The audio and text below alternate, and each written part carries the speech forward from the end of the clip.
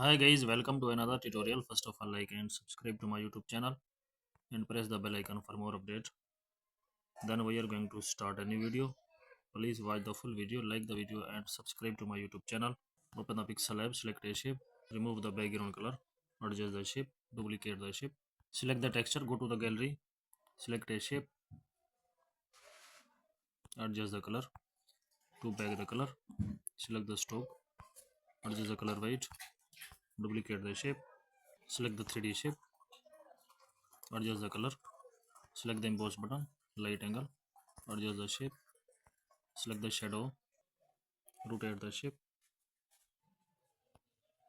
Please like the video and subscribe the channel.